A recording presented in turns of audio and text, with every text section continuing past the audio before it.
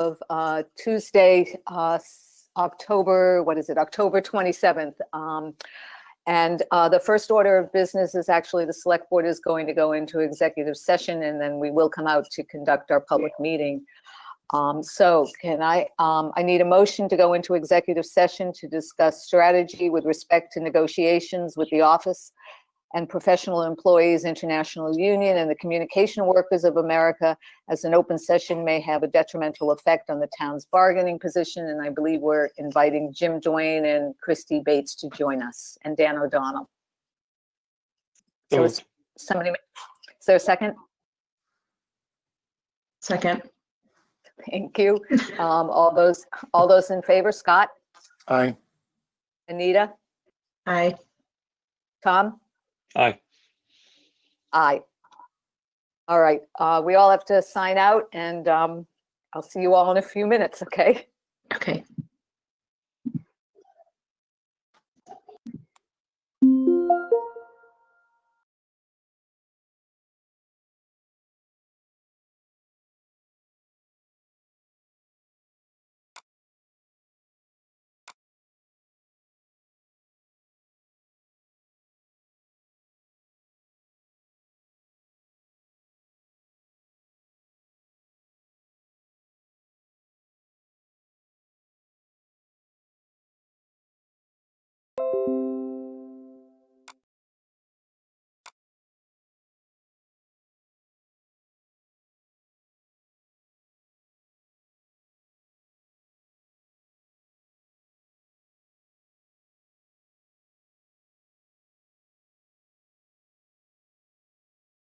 Welcome to the webinar. Please stand by. The webinar will begin shortly. Please remain on the line.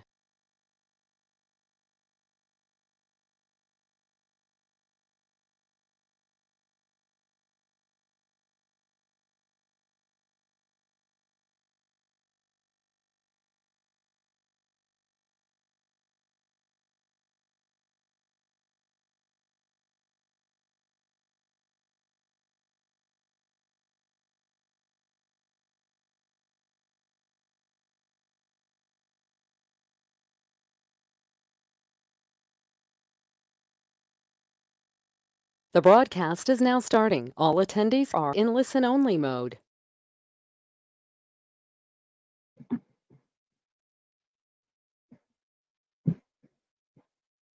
Okay. Are we on?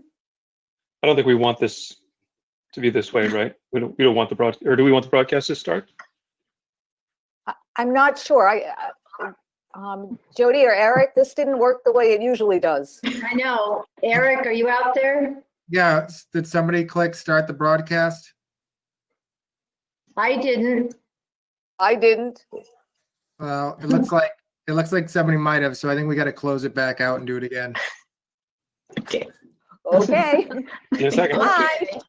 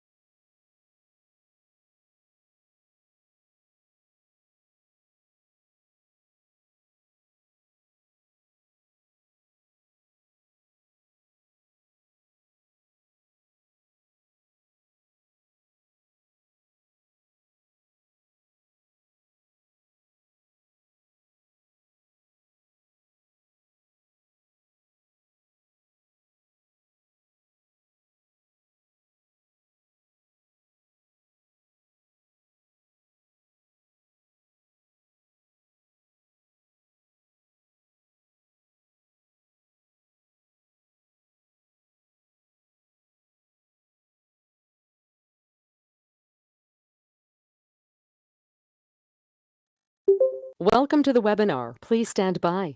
The webinar will begin shortly. Please remain on the line.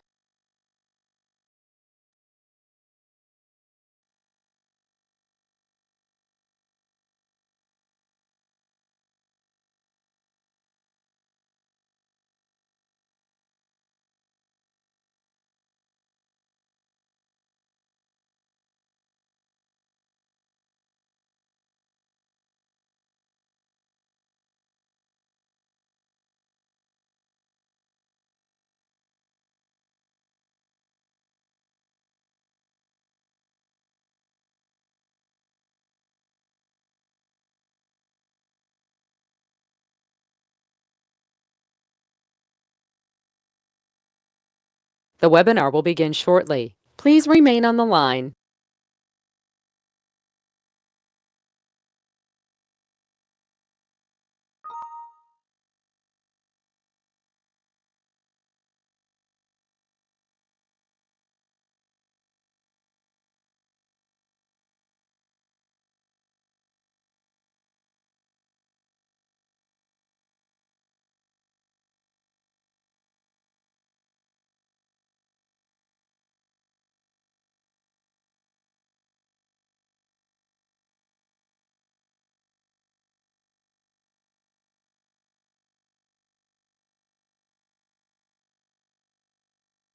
The webinar will begin shortly. Please remain on the line.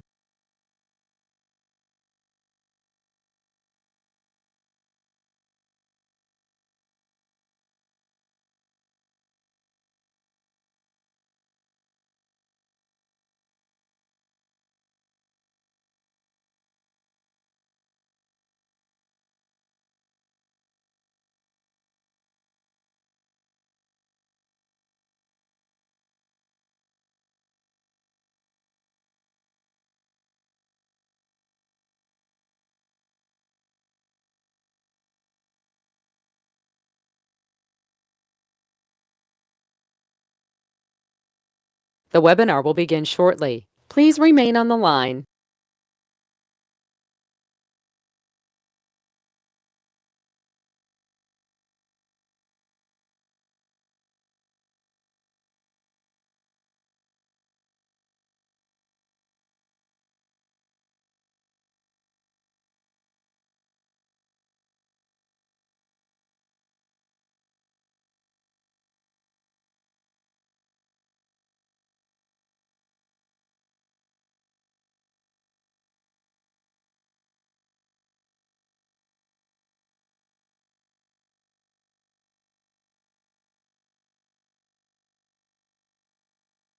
The webinar will begin shortly. Please remain on the line.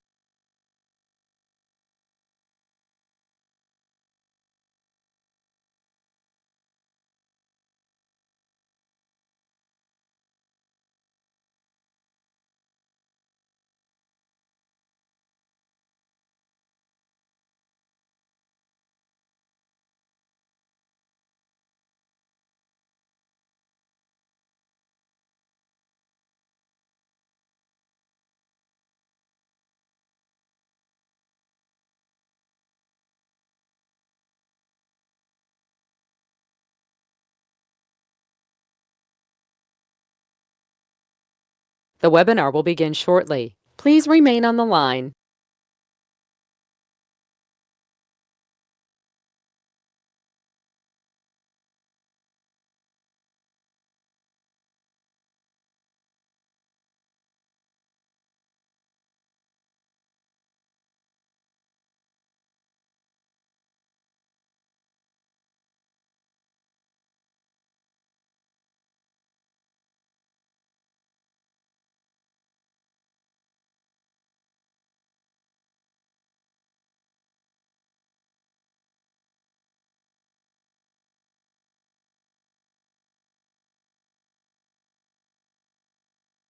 The webinar will begin shortly. Please remain on the line.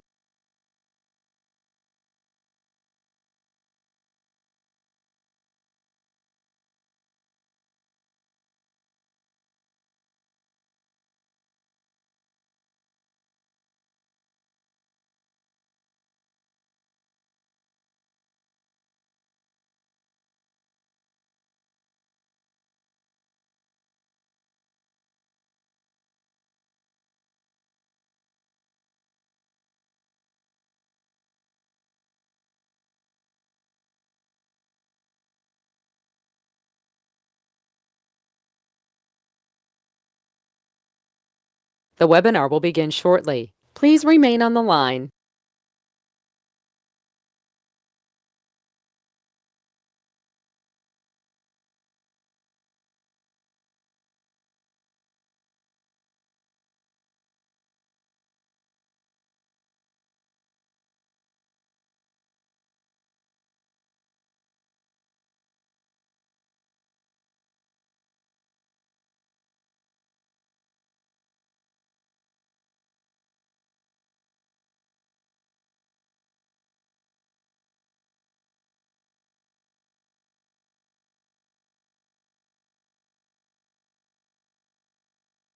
The webinar will begin shortly. Please remain on the line.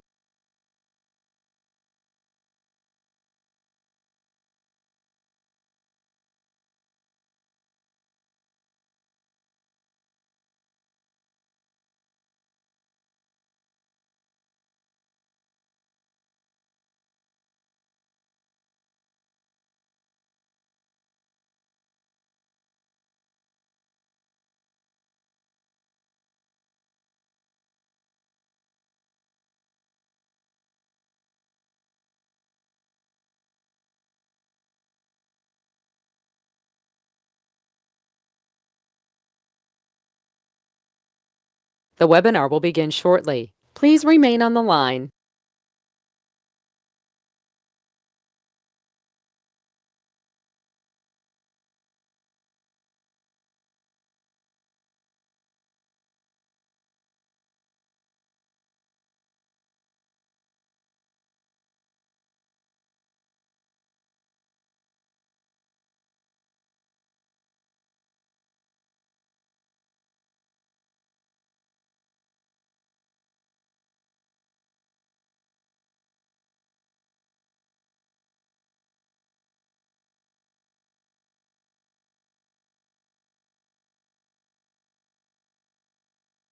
The webinar will begin shortly. Please remain on the line.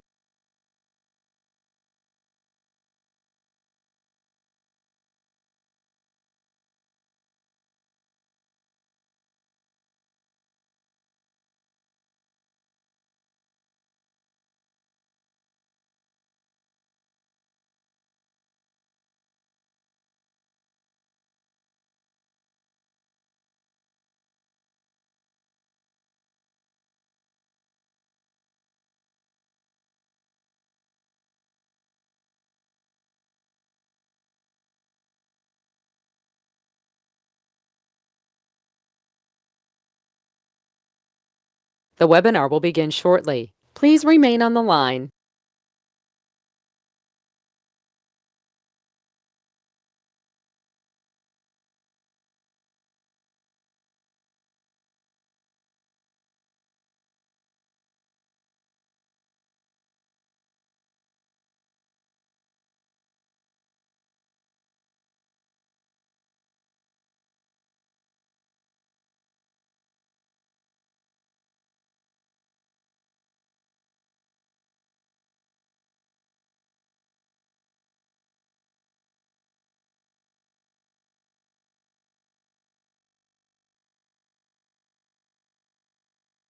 The webinar will begin shortly. Please remain on the line.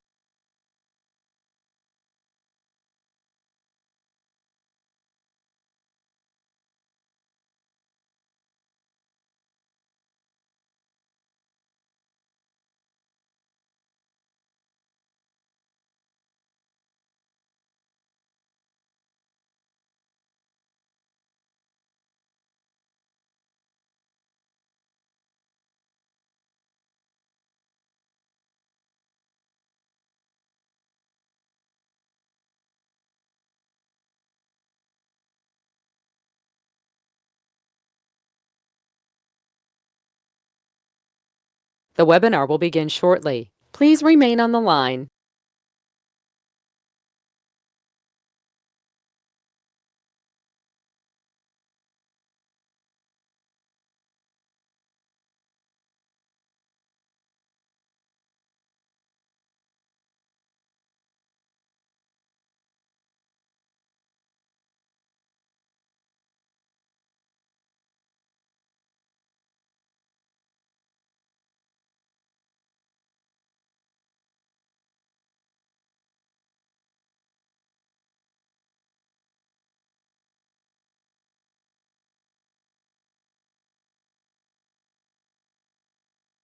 The webinar will begin shortly. Please remain on the line.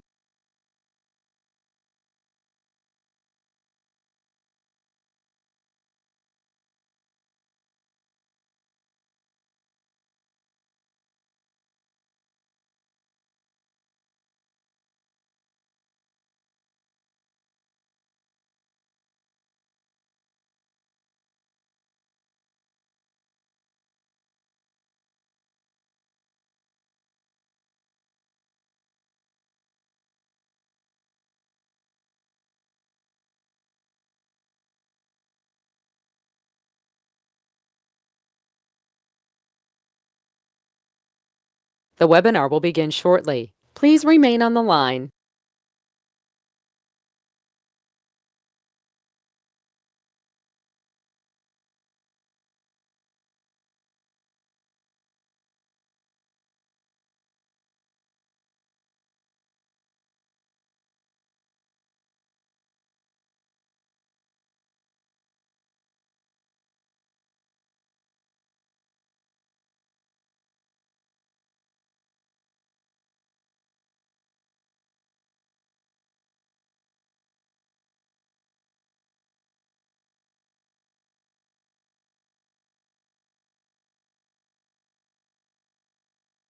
The webinar will begin shortly. Please remain on the line.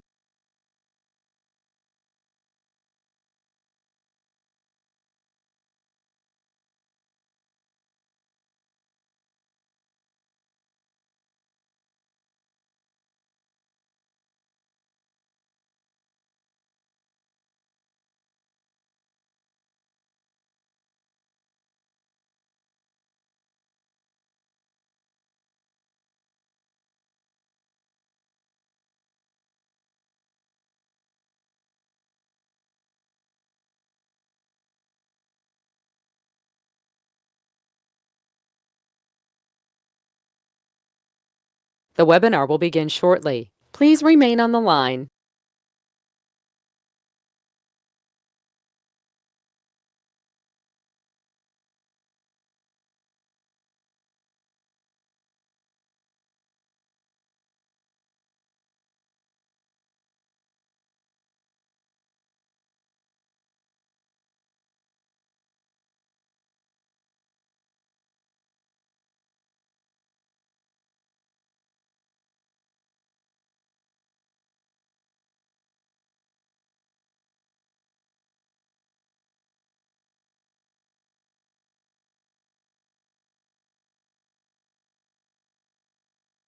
The webinar will begin shortly. Please remain on the line.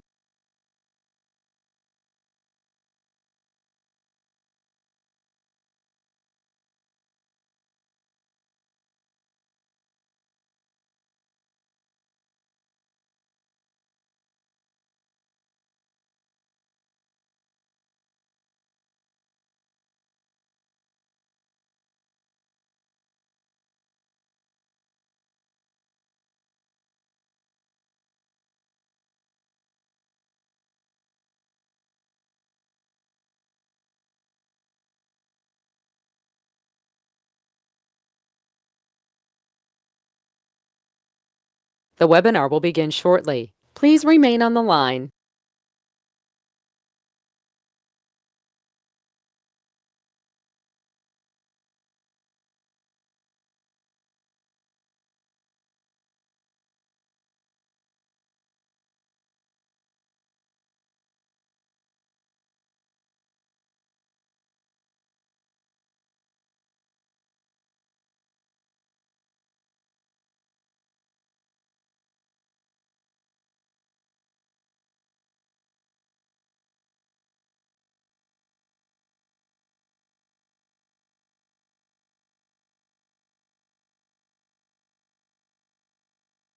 The webinar will begin shortly. Please remain on the line.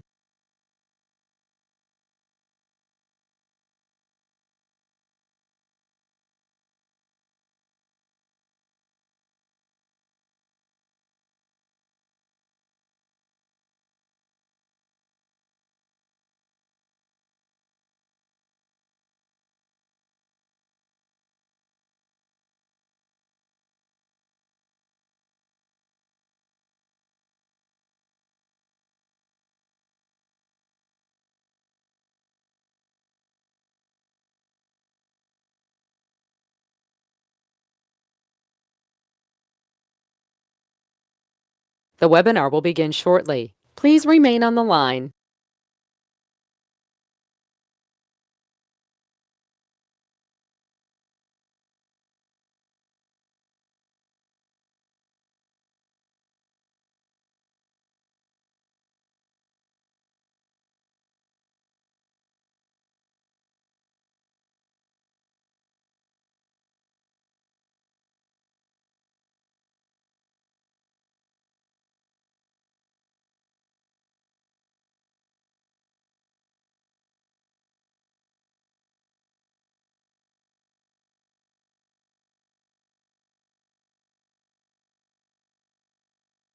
The webinar will begin shortly. Please remain on the line.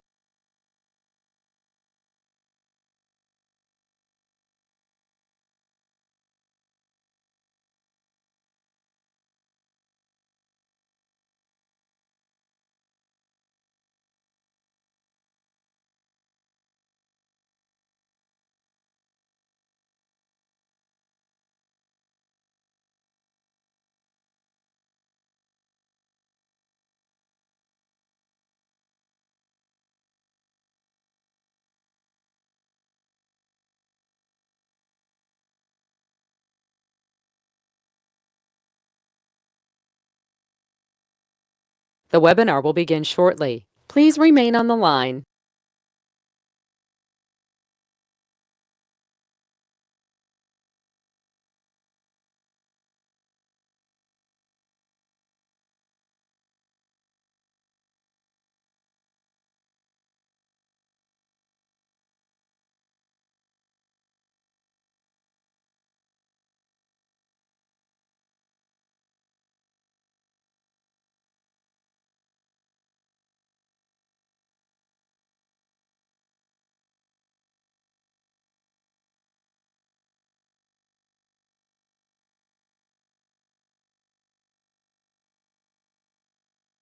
The webinar will begin shortly. Please remain on the line.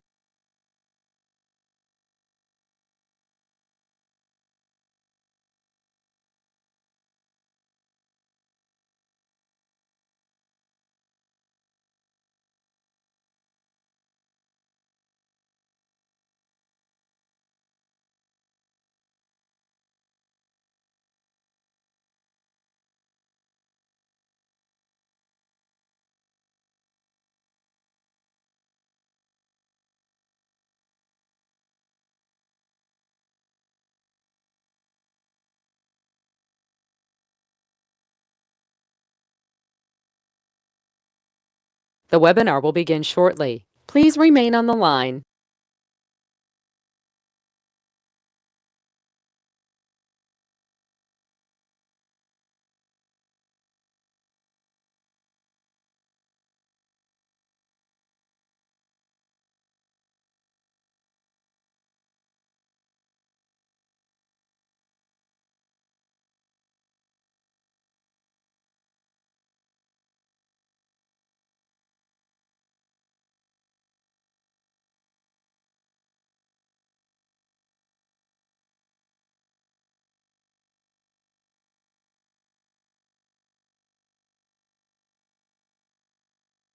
The webinar will begin shortly. Please remain on the line.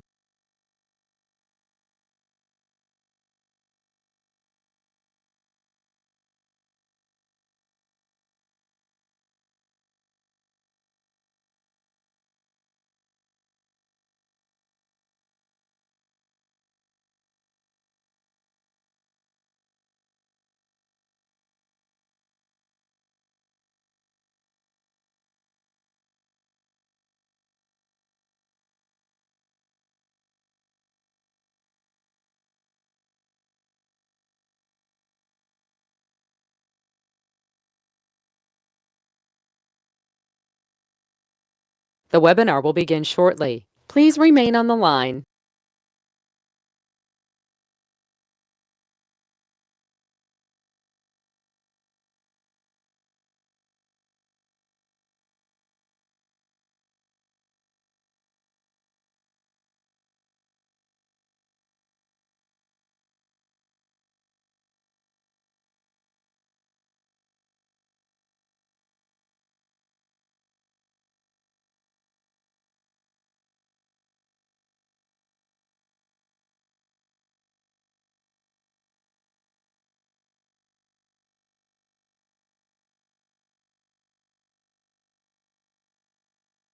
The webinar will begin shortly. Please remain on the line.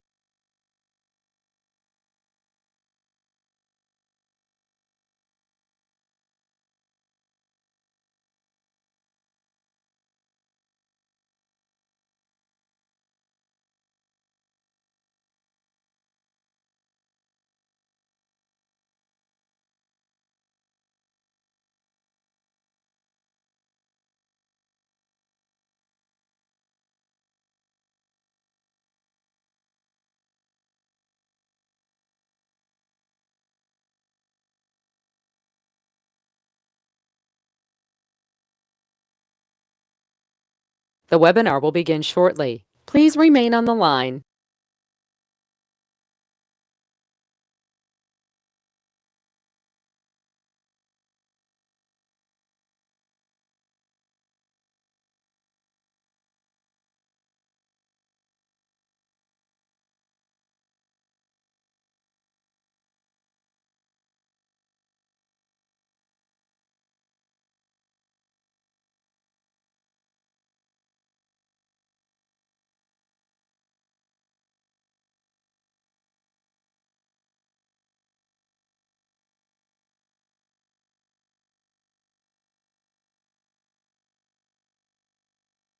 The webinar will begin shortly. Please remain on the line.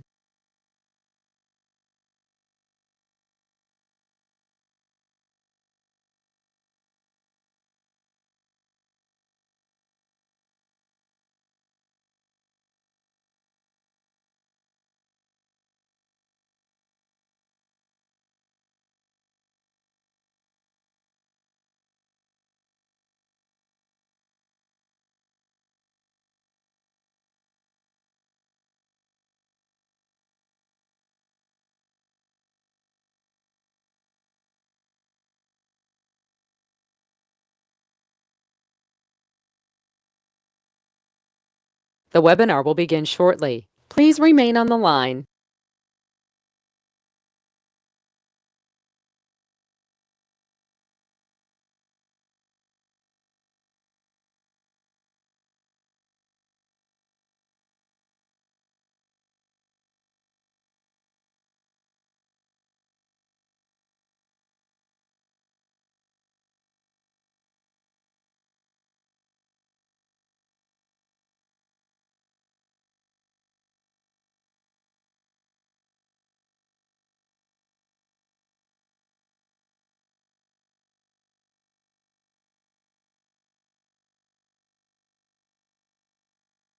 The webinar will begin shortly. Please remain on the line.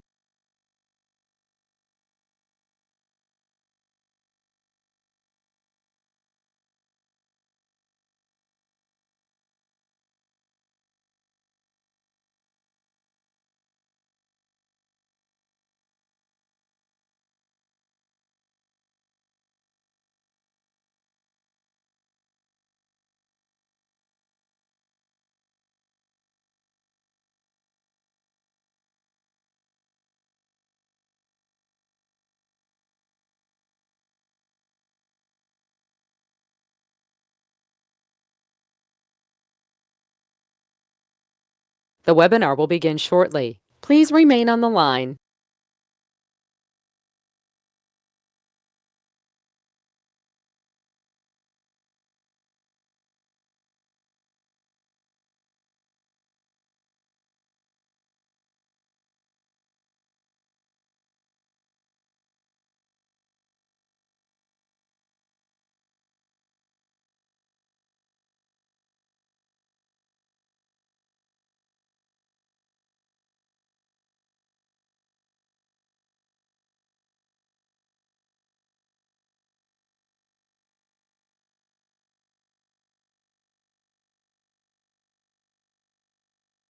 The webinar will begin shortly. Please remain on the line.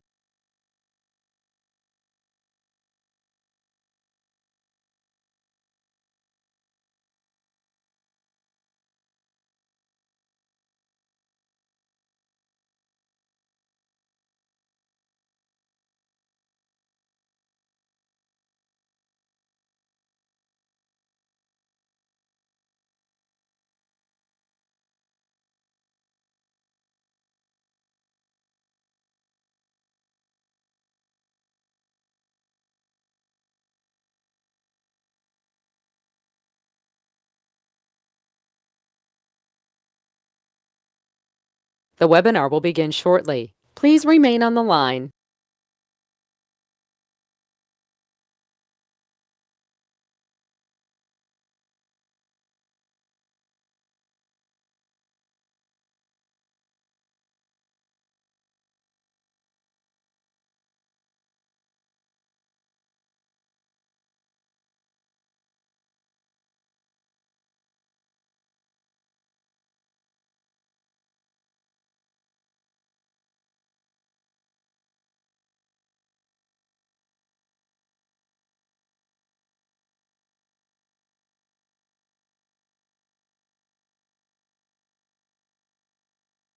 The webinar will begin shortly. Please remain on the line.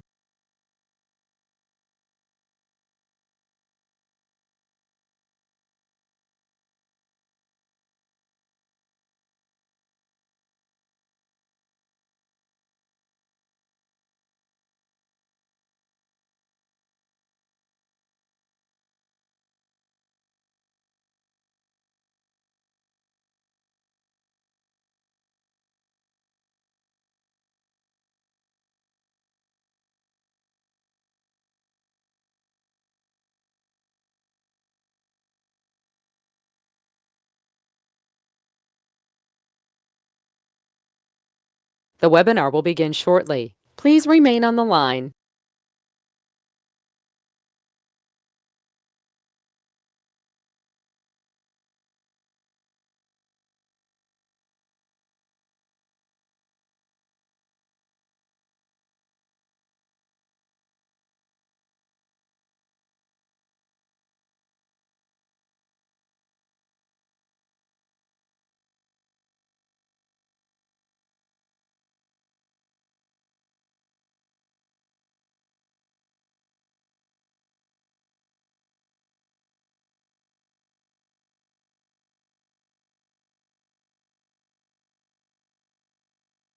The webinar will begin shortly. Please remain on the line.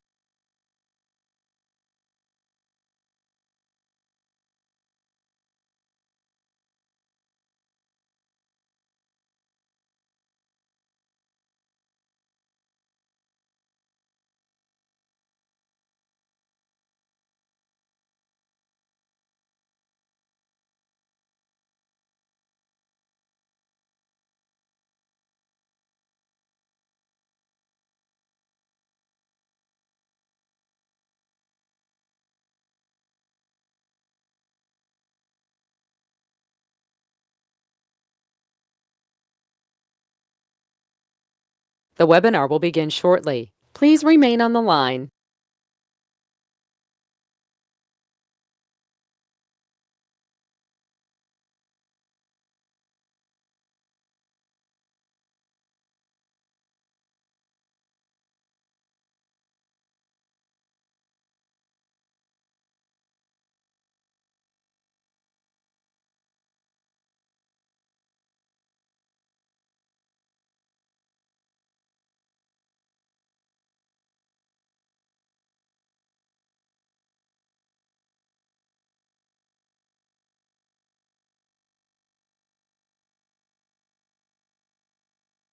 The webinar will begin shortly. Please remain on the line.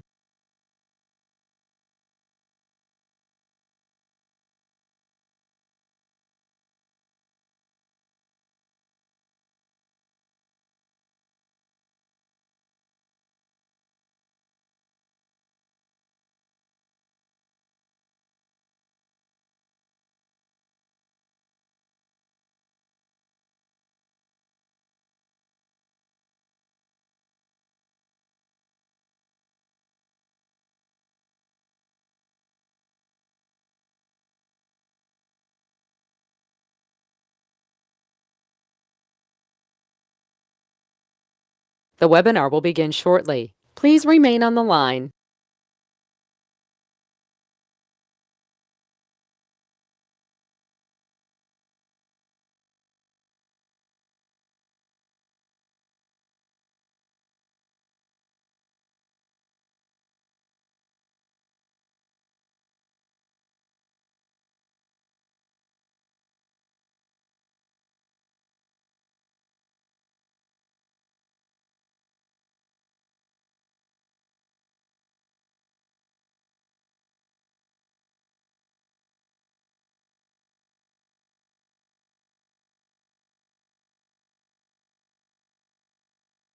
The webinar will begin shortly. Please remain on the line.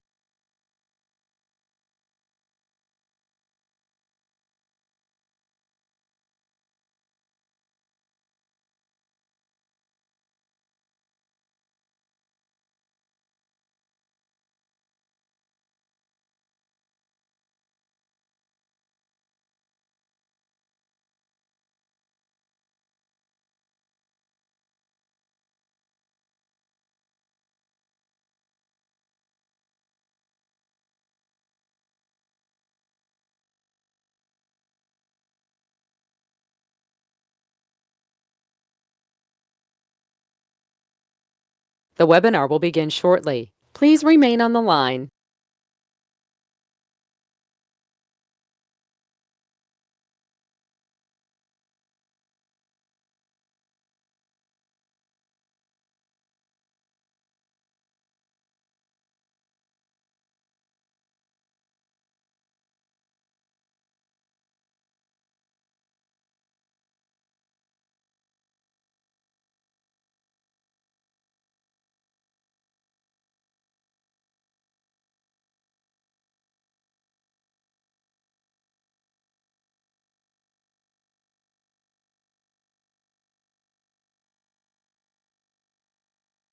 The webinar will begin shortly. Please remain on the line.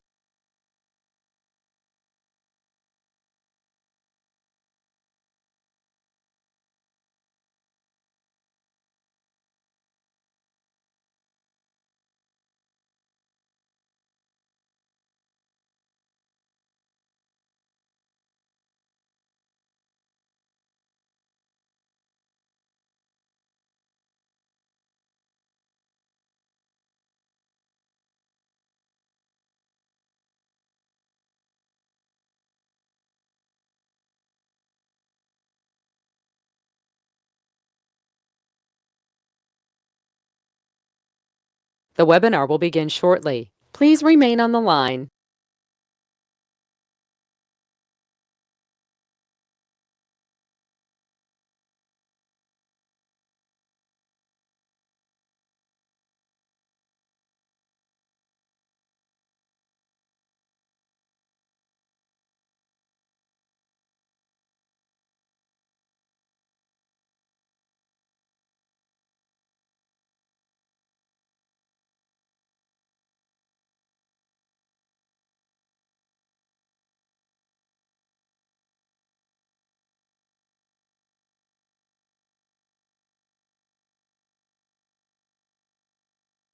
The webinar will begin shortly. Please remain on the line.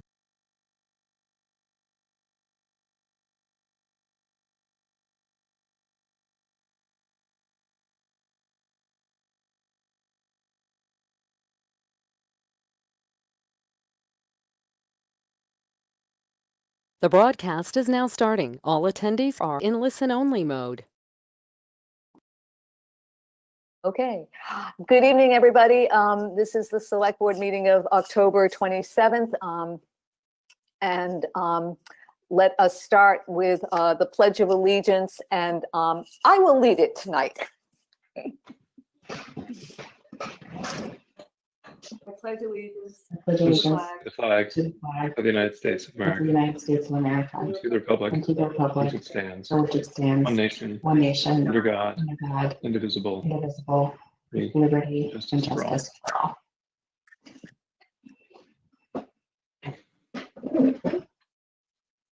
Okay, good evening, everybody. I just want to remind everybody that the broadcast is being recorded.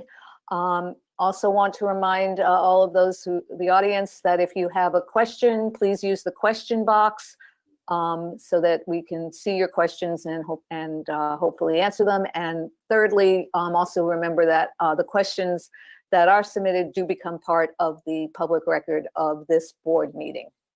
So with that, let's start with open forum. And first, does anybody on the Select Board have anything for open forum? Okay, seeing none, I did ask Jeff Stevens, our health director, to join us during open forum. I just wanted him to provide for the town the guidelines for trick-or-treating this Saturday night. So Jeff, if you could do that, would appreciate it. You're muted. Jeff, you're muted. Try that. A little better? That's much better. All right. Thank you, Andrea, for having me on tonight, and thank you, everybody. We're going to just run through what the trick-or-treat guidelines are. And I know there's been some concern in town with there being trick-or-treating, but the board has felt the Board of Health has felt fairly strongly that this is a safer activity that can happen, that will allow some normalcy to occur for especially younger kids. And I know there's going to be question on what towns are doing it. So I decided to pretty much poll every single town that is around us. And the towns that are having trick-or-treating this year are Tingsboro, Chelmsford, Carlisle, Ayr, Shirley, Dunstable, and Tewksbury. They're all having trick-or-treating this season. Boston also decided tonight, or maybe it was last night, that they're also going to have trick-or-treating, and Marty Walsh's position was very similar to other board members, that they wanted to provide some normalcy. With that said, I wanted to just run through what some of the guidelines that I think will help make this activity safer. And that is, trick-or-treaters are to stay in family units with known bubbles. Allow families to leave a house before the next one approaches, so you're allowing for social distancing. For those handing out candy, we recommend individually prepackaged goodie bags to hand out at the front steps or front area, whatever your house setup is. The board recommends the use of gloves or tongs for handing out treats. What we don't want to see is a really big communal bowl where people are putting all their hands into. We'd like to see face coverings on everyone while trick-or-treating for the entire 6 to 8 p.m. time. If you are sick with COVID or under isolation or quarantine orders, please just stay at home. There's no need to actually go out. I know it's special for a lot of kids, but we don't want anybody going out that shouldn't be out. And the other thing that's really important is there are people that are going to be nervous about trick-or-treating or allowing it to happen. So if you choose not to participate, we're asking everybody to respect everybody's position on it. Don't go, if they have their lights off, don't knock on the doors, and treat everybody with respect when you're out there. That's really what our guidance is this year. The board also is strongly discouraging any large parties or any parties of any type where you're going to create a gathering, any trunk or treat activities, and any activities that will actually foster a risky behavior. So those are the things that the Board of Health has decided. They back on September 30th, they went forward with this, and they decided to beef it up a little bit on the 19th of October as well. So that's currently the board's position. I'm happy to take any questions. Thanks. Does anybody on the board have questions? I don't see any, and I don't see any questions in our question box. I guess three things I just want to reiterate. Trick-or-treating is Saturday from 6 to 8, just so folks know. I would like to reiterate what Jeff said, is that, you know, if residents have their lights off and are not participating this year, please respect that. And thirdly, also, I know that many residents have said, well, they're going to put candy out, you know, in bags at the end of their driveways or on their porches. Trick-or-treaters, please remember there are people behind you, so don't take them all and leave them for folks who may be coming after you. Other than that, I wish everybody here in our town and all of our kids a safe trick-or-treating on Saturday night. And from what I understand, it's going to be cold, so dress warm. Sure sounds that Thank way. you. Thank you, Jeff. Appreciate it. And thank you to the Board of Health. Thank you very much. All right. Scott? One thing I did want to mention, the Epic Mill 2 recently won a preservation award, the Songus Award for best historic preservation of a development. So I just want to give congratulations to Chris Yule and his team for another fine job with that building. Great. Congratulations. Certainly, you know, it's a terrific addition to our town. So thank you. All right. Moving right along to our 7:35 p.m. item, we have a request from Aviva Kachina 7 Cornerstone Square for a change of hours on their all alcohol beverages restaurant license to allow for alcohol service on Sundays starting at 10 a.m. Instead of 11 a.m. So any comments or questions?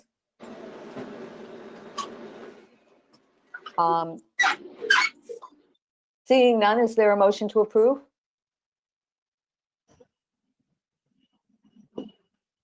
So Hey, come on, moved. guys, wake up. Is there a motion to approve? So moved. Second. Thank you. All those in favor? Anita? Aye. Scott? Aye. Tom? Aye. Mark? Yes. Aye.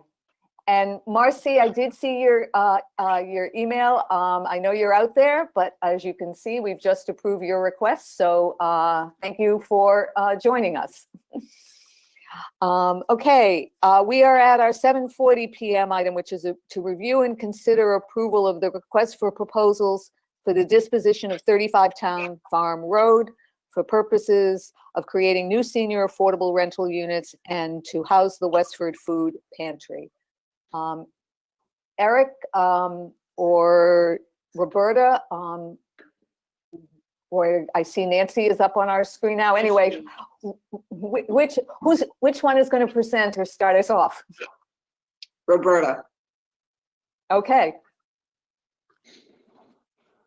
You're Roberta, muted. you're muted. You're muted, Roberta.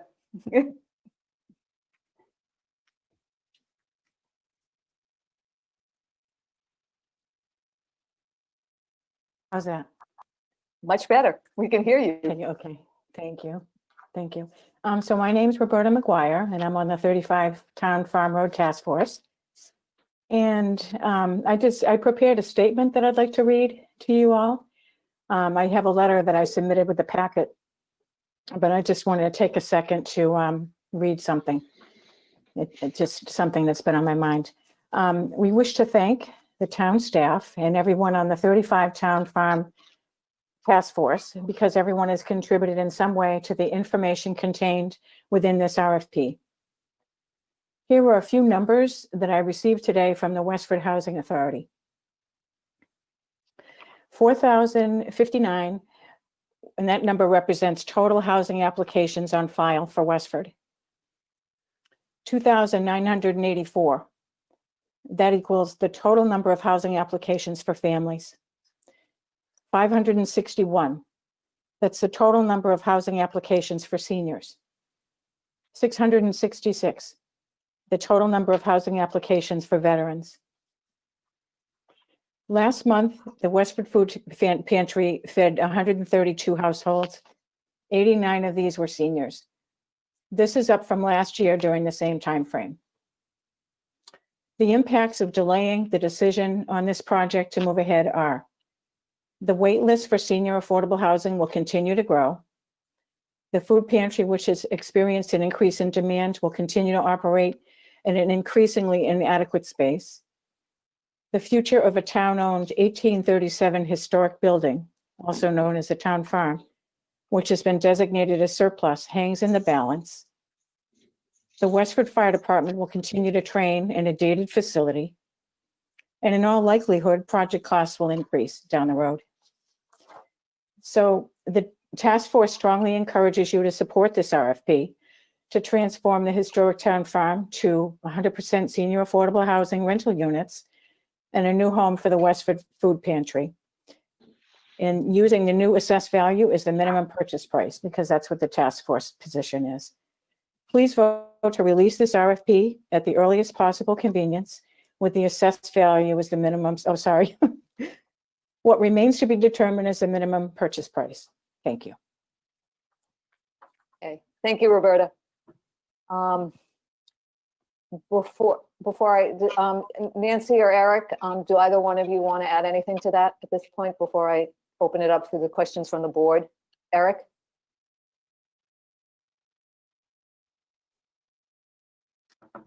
There we go. Can you hear me now? Yeah. So I just wanted to give a quick overview. So we've been working on this RFP for many months now. Roberta and Nancy have both put in a ton of work on this, and I appreciate all the help they've given me. So real quick, I just wanted to run through. So we've broken the RFP up into essentially two critical parts: the quality requirements, also known as the minimum evaluation criteria, and then the comparative evaluation section. So the quality requirements, as Roberta had mentioned, one of the items that we have yet to finalize that we're hoping for some direction from the board is what to set the minimum purchase price at for the property. All respondents will have to meet the minimum purchase price. They'd also have to provide affordable housing rental units for seniors that are 62 or older. They'd have to comply with a historic preservation restriction, at least list 1 in Exhibit C in the RFP. They'd have to provide space for the Westford food pantry, and they'd have to provide a paved easement for access to the rear of the Rogers Fire Station. So any respondents to the RFP would need to meet all of those items in order to move on to the next section, which would be the comparative evaluation section, where we would rank them based on the 3 categories, where we have the number of affordable housing units, the amount of historic preservation committed to based on Exhibit C in the RFP, and then last but not least, how long required to close on the property. So that's just a high-level overview. As Roberta had mentioned, the task force did review this entire RFP and voted to support it. The only piece that we were in a slight disagreement was what to set the minimum purchase price. They had voted to set it at the reassessed value of $531,800, and based on our estimate on what it would take to construct a new fire training facility, the revised construction cost estimate is $817,000. Okay. I guess before I ask for questions, Scott, I know that you've been our representative to the task force. I just wanted to give you an opportunity if you'd like to either add anything or share your thoughts. I think Roberta and Eric did a very good job. I think the whole task force did an amazing amount of work. We owe them all a debt of appreciation and gratitude. Great commitment to saving that structure. Great commitment to affordable housing, and great commitment to the food pantry. So, and all of us, certainly supporting our fire department and the need for an improved space someplace else. So, I think we have broad agreement upon the RFP, and the real issue is what is the required, asking price. All right, Mark. Yeah, so I'm very appreciative as well as all the work that's gone in. I would have one comment and then a couple of questions. So my only comment is I'm a little disappointed that it's come this far without us understanding or knowing that the cost to put this new fire station or the training piece is so much larger, double plus what we originally were told.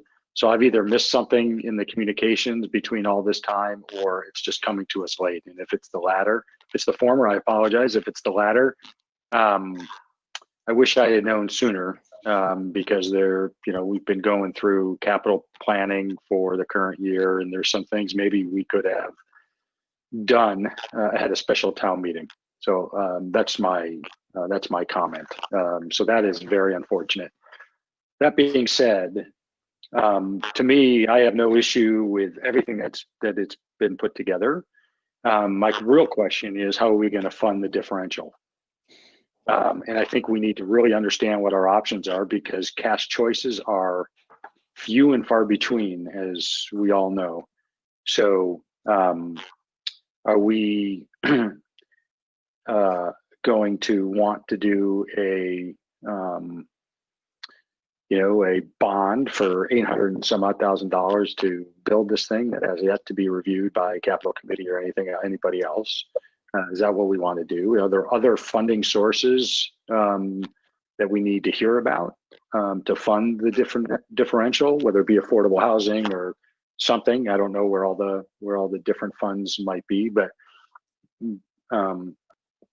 I need to understand that before I can fully support the RFP, because doing the RFP and leaving open this gaping hole that we don't know how we're going to solve seems to be a problem. And so I would like to understand that before I give a big thumbs up to the whole thing.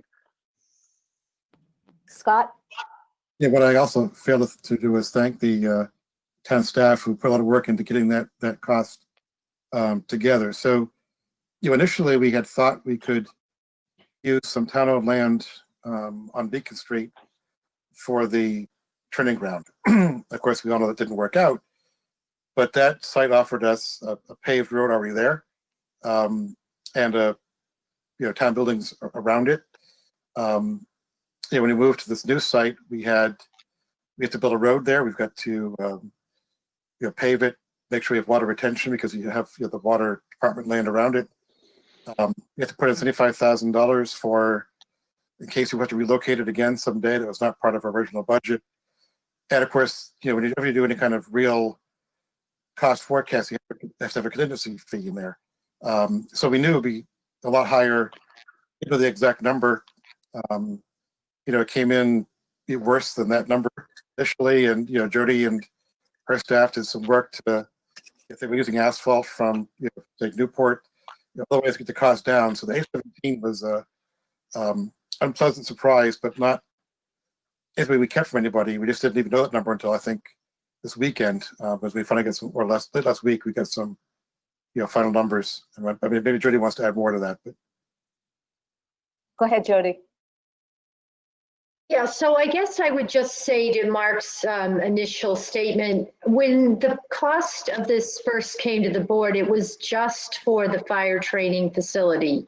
It did not include site work or fences or paving or any of that. So that is why the number is different, because the site that the committee selected and negotiated with the water commissioners ended up costing more for the town than what we had originally planned. So that is the increase in cost. But, I think several months ago when I talked to a couple of developers who might be interested in pursuing this with an RFP, I was not told that a cost needed to be at the assessed value. And so I don't know how much someone would propose to pay for this. And I think there's other monies available that might offset that. The other thing that I would say is we did go to the Affordable Housing Trust, and they have some interest in this, though I think they'd like to see what proposals come in and what the project is before they commit to any funding. So, I think if the board wants to set a minimum amount in this RFP and then allow any proposers to put forth whatever amount they choose to, and then I think we can evaluate the proposals at that time. We do have several months. One of the people that may be putting in a proposal has said that he doesn't need to be ready to go till the fall. So I don't see the harm in putting it out with maybe a minimum, but not a maximum, and then see what we get in and evaluate. And then if we need to go back to the drawing board, we go back to the drawing board. But at least the affordable housing would be able to see what types of proposals we're talking about, and we'd be able to see what kind of numbers we're looking at. There is a hefty contingency in here too. Paul Starrett helped with this, and there's $120,000 contingency. So if we don't need that, the numbers are a lot closer than you would think otherwise. Tom? Again, echoing the thanks and also the commitment to affordable housing, which is really important for the town. I think I also would like to see a strategy for this deficit, knowing how careful we are in spending the taxpayer money and how many competing interests there are. I guess, Jody, just so I understand, so if we put this out with a minimum, if we, through the course of this, are not able to be satisfied that we can cover the deficit with some combination of funds from various sources, asking the water commissioners to relook at their, insistence on the contingency fee they've included. If all of us as a community all do our very, very best to see how to make this work. If we can't get there and we feel like we don't have a way to cover the deficit sufficiently to bring this forward, can we choose just not to accept any of the bids that come in as part of the process and say Yes. we need to do more work? Yes, there's always language that the Board of Selectmen have the right to reject all proposals if not in the town's best interest. So we can go back to the drawing board if we don't like what comes in, or maybe we'll be happily surprised. Okay, thanks. Also, the housing committee or trust, we did meet in executive session. I don't want to say anything, but I don't would betray that. But the concern was the number of units. So if, to Tom's point and Jodi's point, if it comes in at 15 units, not as much interest as if it comes in at 40 units. So it wasn't a reluctance to spend money. It was a case of what's the best use, bang for the buck for that investment. The question is, there's sort of two numbers at the extreme. One is the 5, and change for the assessed value. One's the 817. If you ask for the 530.8, and you need to get another do the math, another 300,000 roughly. Can you then negotiate with respondents to get more? That is it easier to negotiate to get a higher number? If you say 817 and no one comes at 817, you can't negotiate it back down without doing a rebid. Is that correct, Eric? Based on our input from KP Law, we had some discretion when there was only one proposal that the town received. I guess it would depend on what we get for responses back. It's more complicated when you have more than one response. Andrea, may I say, I've been doing RFPs for decades. I don't know that I've ever done an RFP that has set the maximum. I mean, certainly we've set the minimum, but I don't remember any that have said, we don't want to take $1 over this amount. So that would be very unusual to say, do not, this is the amount, don't go a dime over. That would be unusual. To me, if you want to set a minimum, see what comes in with the proposals. You'll evaluate them first on the criteria, and then you will open the price after. But I've never seen, we won't take a dime over this amount. So I would not recommend that. Doesn't seem logical to me. I would not recommend that. Tom and then Mark, okay? Just a process question about who then will own the process of, going to all the various potential funders to help us look at this, shortfall relative to what this moving, the fire station would cost. Because I just wouldn't want to get to, we open the bids, they're all within market. Presumably the market's going to be, within some distance of the assessment.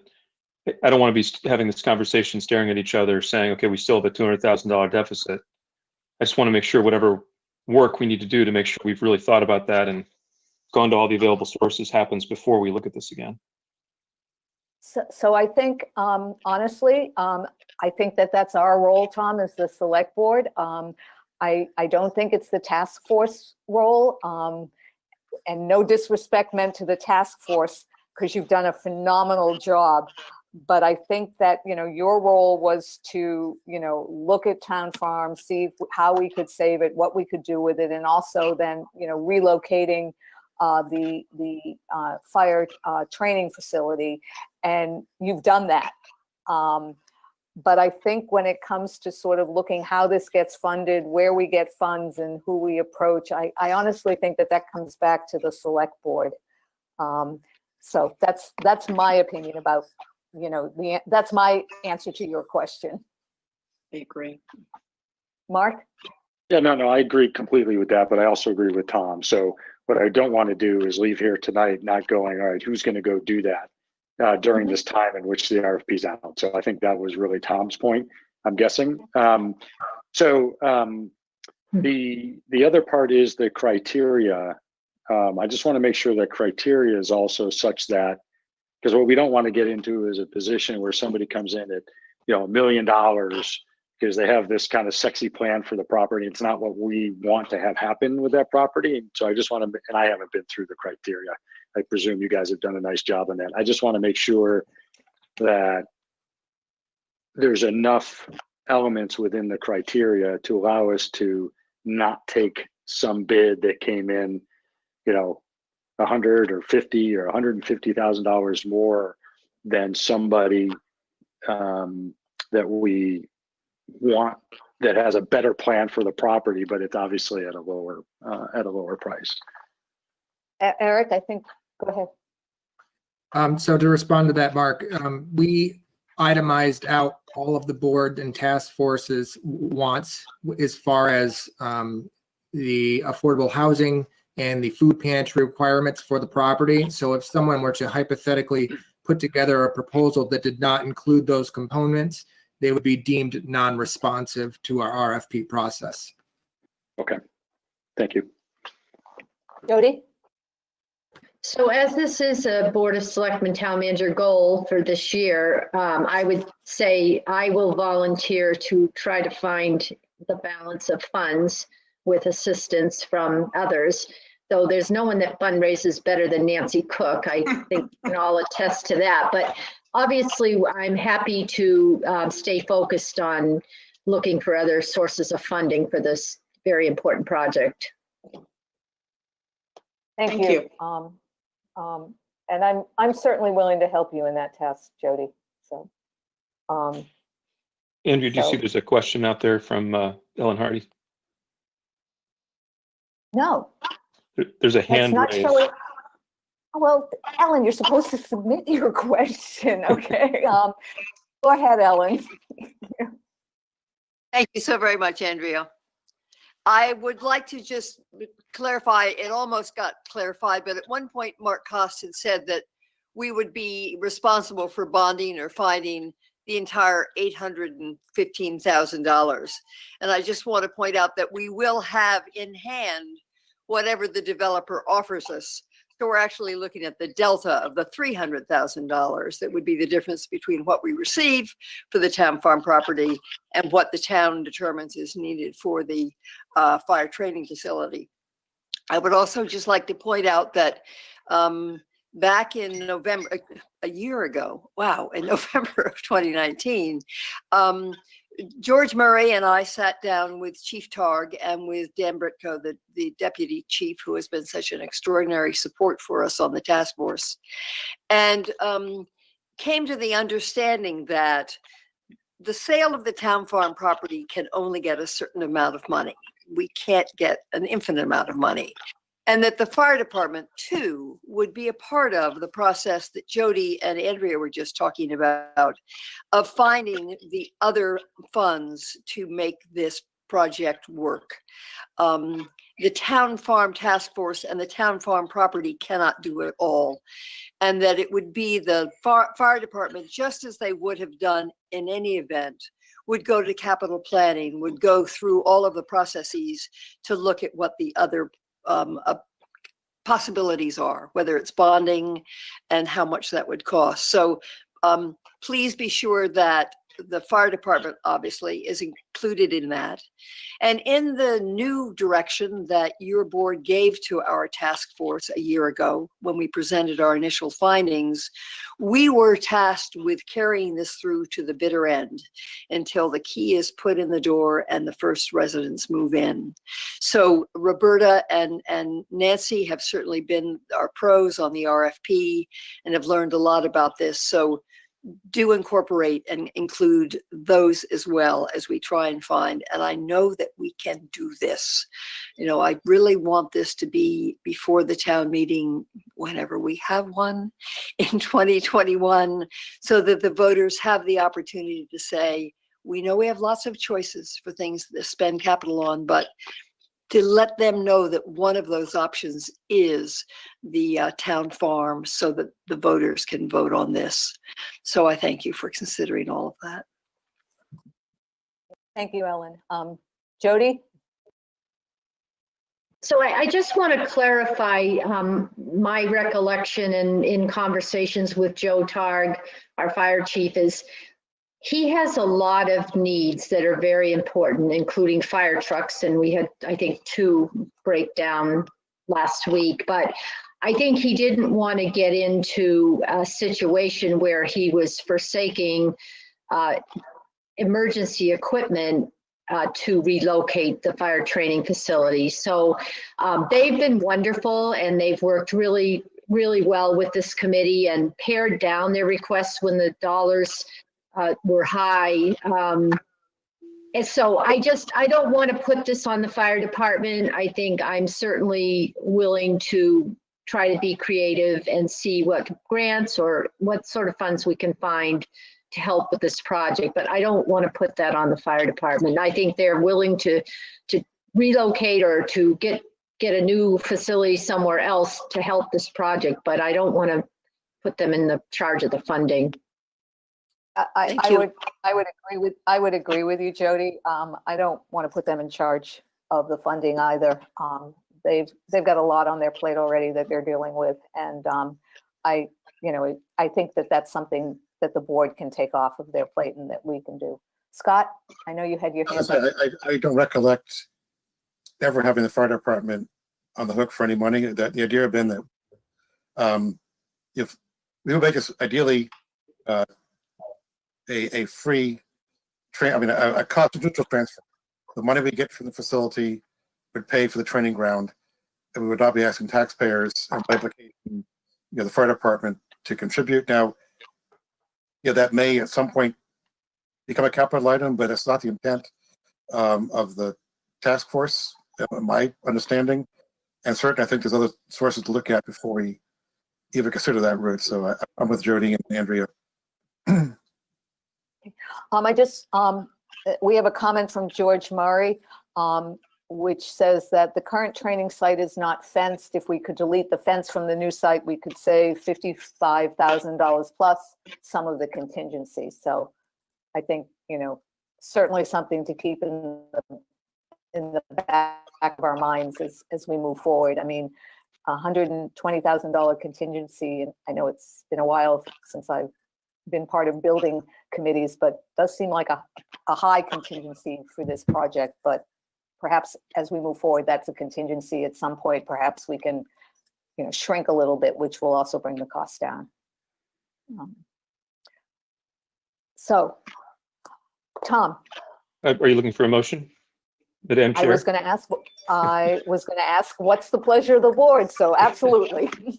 Well, given the commitment from everyone really to find a way to thoughtfully address the shortfall or the deficit that's between the two numbers, I would be comfortable making a motion moving forward with the RFP at the assessed value, because it feels to me like that's a more rational and reasonable sort of starting point for a market activity like this. Let me get a second. Are you seconding that, Mark, or are you just raising your hand? Asking for a friendly amendment to the motion. Okay. All right. And Jody, I will get you before. Go ahead. Yes. Minimum assessed value. Yes. We would not consider anything except $1 above that as a starting point. Okay, so that's what I wanted to clarify, is that is the minimum amount that we would receive. Yep. Thanks for clarifying. So we wouldn't entertain anything, a penny below that as a starting point for the bid. Eric? Well, I'll also second the motion for sake of debate. Thank you, Scott. Eric? So I just wanted to clarify. So we're going to be setting the minimum purchase price at $531,800. Yes, Correct. that's my motion. Yes. How many cents? Okay. No sense. All right. We have a motion and a second. Do we have any other questions or comments from the board? And I don't see any from the audience. So with that, all those in favor, Scott? Aye. Anita? Aye. Tom? Aye. Mark? Yes. Aye. once again, thank you to the task force for all of your hard work.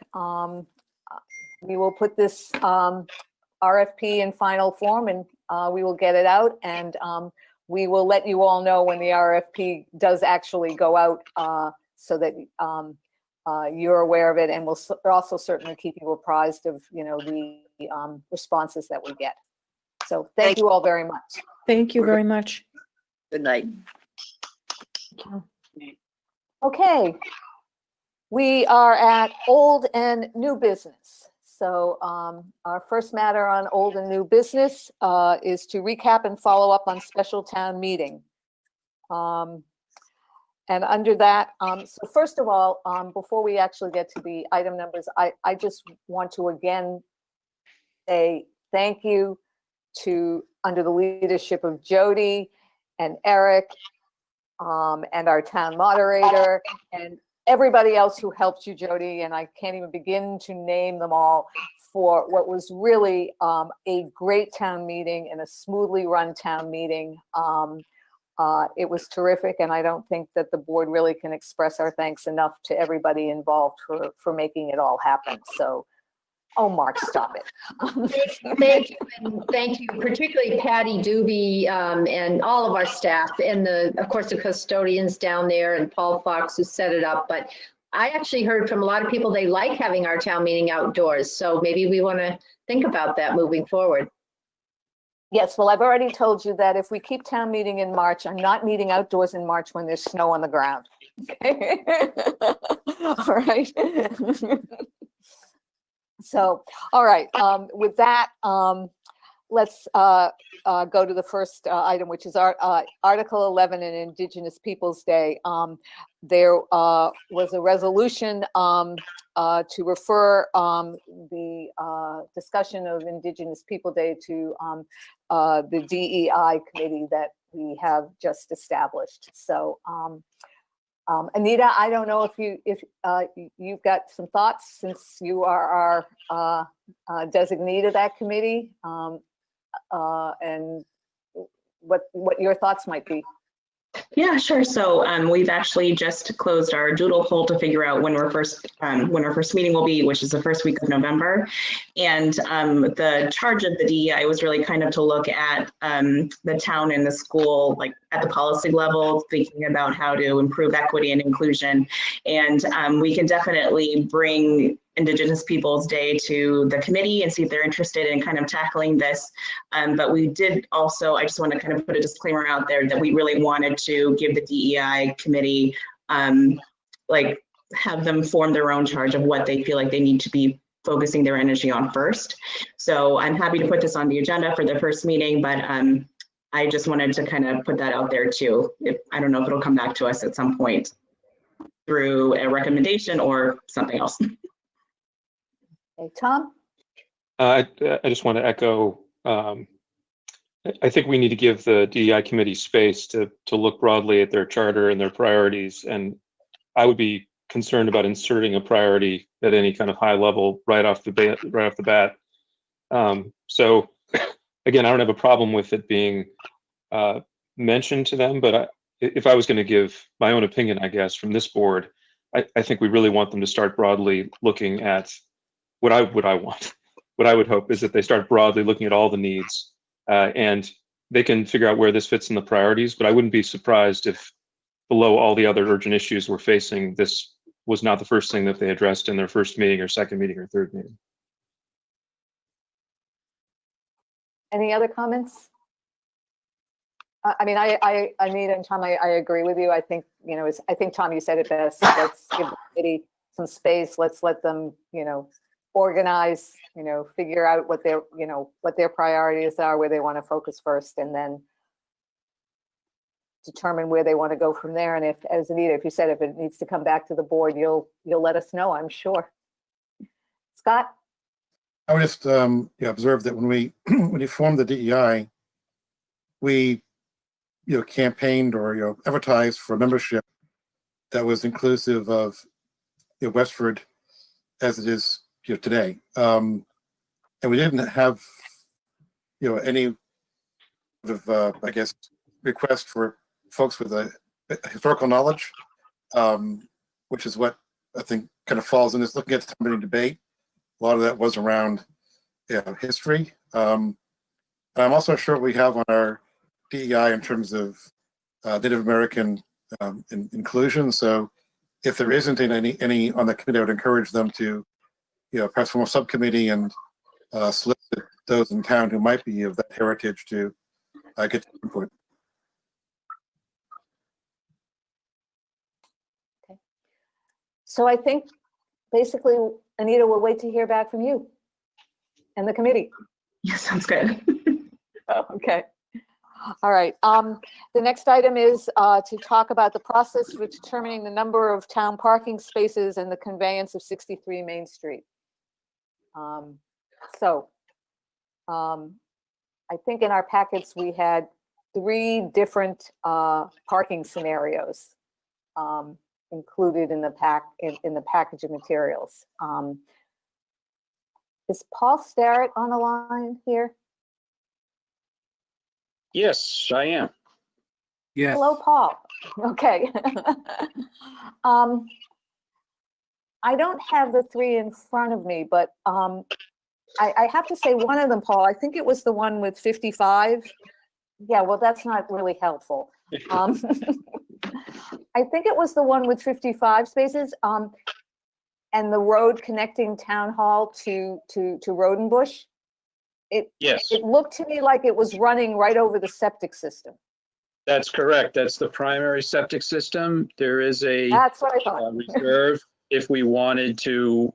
This is conceptual, and if I could explain to the board and the listening audience, the conceptual plan is to give people ideas for buy-in, and then we would move to a preliminary plan that would have more details. We'd identify all of the different obstacles like the septic system. Would we go to a reserve, or would we find a way to put the road over the septic system, which is also possible. So that's just a concept, and that's why we did it. So my recollection is, and somebody correct me, that from the very beginning, we had somehow determined that that the land we were going to cut off for use by the town and for the town hall parking was to accommodate 32 parking spaces. And that, I thought at least, was what we had decided upon initially. So, and then the concept plans we have are for 32, 55, and 81, I think was the last one. Thank you, Eric. Yeah, we did have a colossal one there with 66 spaces and then one with 61 spaces. Okay. And so at least from my perspective, Eric, can you scroll down to, yes, thank you, that'll do. From my perspective, I get concerned about a roadway, from Town Hall over to Rodenbush that basically is in the backyards of several residents and several homes. And,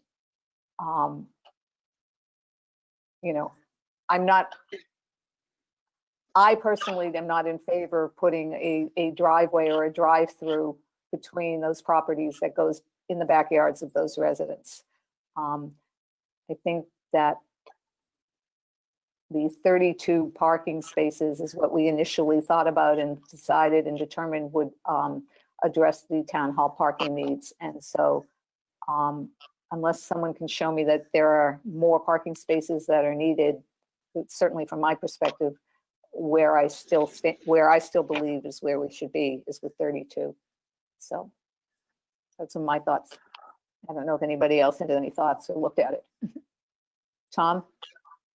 I guess my feeling all along with the original language of the motion and this discussion is this is sort of a once in a lifetime, but once in a decade opportunity to look at this. And I know there've been a lot of needs and concerns about parking accessible to the center. And so I guess I'm wondering more not what we decide tonight, but how we'll decide. like, if there is sort of information about some sort of need study, it would be helpful. For me, I'm not sure that the difference for that we're losing anything between the 32 and the 55 option, aside from the driveway that connects, which is, certainly something that could be discussed. So I guess I'd like to feel like we're balancing the kind of long-term needs for center parking and the impact on neighbors to the site with a little bit more information or a little bit more input before I'll feel ready to make a recommendation. Did we not have a need, Jody, did we not do a needs assessment for parking for the town center? Yes, we had a town, I can't remember exactly the name, Town Center Parking Study Committee, I think. And NIMCOG helped us with it, if you remember. And we can dust that off and get it back out to you if you want. It was a couple of years ago, but we did have that. That's still on Anita? our website, Jody. Yeah, I was just curious if, like, or when that was conducted. You said a couple of years ago, because then I was thinking ahead to like the municipal building and whether or not that would require, if we keep that large meeting room or something like that. And then I also think about parking when Road and Bush has a large event, and I know it's not pretty, but the 61 that kind of allows, it's kind of like equidistant in terms of walking to parking spaces. I don't know. Okay, this time, Ellen, I know you have your hand up. I see it, but hang on a minute because Mark has his hand up. Yeah, and Mark. Ellen, and I trump you. I'm trumping you. So so isn't this interesting? We don't know what's going to happen with the municipal building, and we're trying to decide tonight on the number of parking spaces. There is no chance I'm voting for anything like that tonight. So I think what the most prudent thing would be for us is to maintain as much property as we can. If we want to move forward with selling the property, maintain as much as we can for either current or future use, because we don't know what's happening in the center building. We don't know if we're ever getting a library. We don't know if we're doing the municipal building. We don't know what we're doing. So I think it's kind of silly to be talking about parking spaces. What we should be doing is talking about maintaining the maximum amount of flexibility with property we can maintain, and then work off of what are the options associated with that. Okay.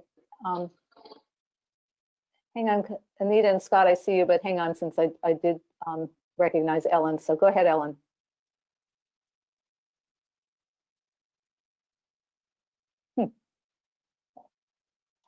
I'm talking with two hats on. I served on the Town Center Traffic Study Committee. We did use the NEMCOG study from 2 years before as our basis. We did a lot of evaluation of what is already existing for parking. We did not make a forecast of how much parking is needed, because there are two different things that you need to decide. One is for office space and factoring in the building that was proposed for 51. But most people I talk to say, I want to have a place to park for Apple Blossom Festival. I want to have a place to park for the prom. I want to have a place to park for Strawberry Festival. 32 spaces isn't going to do it. 55 spaces is not going to do it. Those are statistical outliers, and we should not, in my opinion, be planning a parking lot that people think is going to serve that purpose for them. With my hat on as one of the petitioners for the sale of 63 Main Street as a single family residence, there are two buildings on that lot that are of historic significance. One is the home and the other is the carriage house. By even considering putting the connector between the Road and Bush parking lot and the parking lot at Town Hall, you do a great disservice to the historic integrity of both those buildings. I mean, you're just nestled right up to the carriage house, and the roadway over to Road and Bush would so detract from the both historical integrity as well as the livability of that house. We would get much more, I would think, for the property. And we're talking about, not having enough money to do all the things we want to do. So I think we want to maximize that. And I think one way to do that is to not consider the connecting. And so I really support Andrea in her contention that we should look at expanded parking. Town meeting wanted you to do that. But I ask you not to consider the connection between 63 and 55 Main Street, 65 being Road and Bush and the town hall. Thank you for your consideration. Scott and then Anita. Well, the observation was that at town meeting, the amendment to the resolution was to maximize parking behind 63 Main. I'm actually not on board with maximizing it, but I'm also not going to minimize it. And so I think, to Mark's point, it's a little premature discussing how many spaces. We want to think about, the best use of the land. And I think that includes any kind of screening, natural or added, that it does protect the view at the back window of 63 Main. They are looking at a sheet of asphalt with lights at night, and hopefully we don't even have lights other than when meetings are scheduled. I actually am not certain what I think about the connector. I mean, as was mentioned, this is not once in a decade. This is a once in a century kind of opportunity. And while we want to preserve the historic significance of 63 Main, we also want to realize that we've got Main Street in town is already pretty busy, and the flow of traffic in Town Hall and into Road and Bush and perhaps the town center building is a lot of curb cuts in a very small area, and it might be actually better for 63 Main to have no traffic at the front window if there's a road at the back someplace. So I'm not saying yes or no, but I think we don't want to close that window until we thought more about traffic flows on Main Street down the road 20 years. Anita? My question was about NIMCOG and whether or not, and this could be an offline conversation with somebody if it's a little bit more logistical, but would we be able to revisit their support in sort of another analysis of our town center needs for parking or anything else? Since we're talking about potential, all these feasibility studies and kind of taking a step back, and would this be appropriate?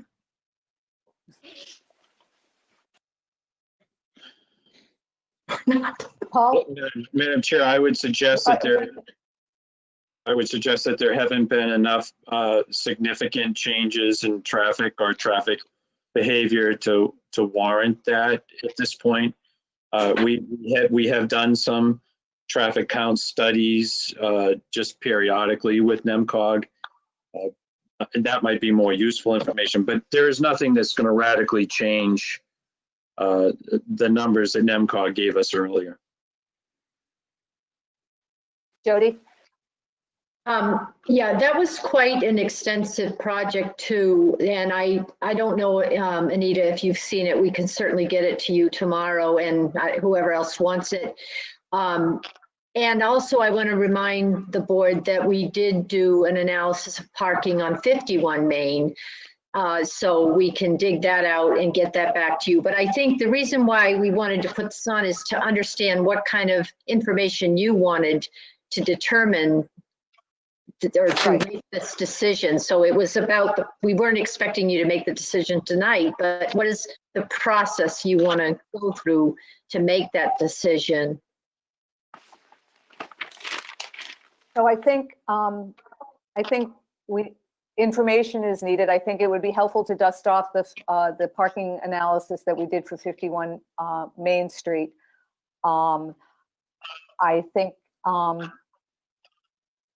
we need to look at, and perhaps this ties in sort of with what is planned in the future for the town. Is the library, as I recall, I can't remember actually if there's planned parking for the library addition as well. I think there is in the back. So I think we need to factor that in as well.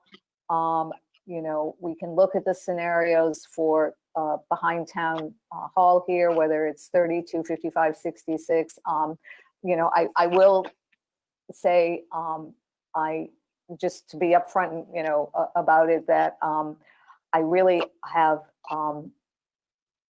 really significant concerns about a connecting road and putting a connecting road in there, and the impact upon the residents that are there and the use of the road.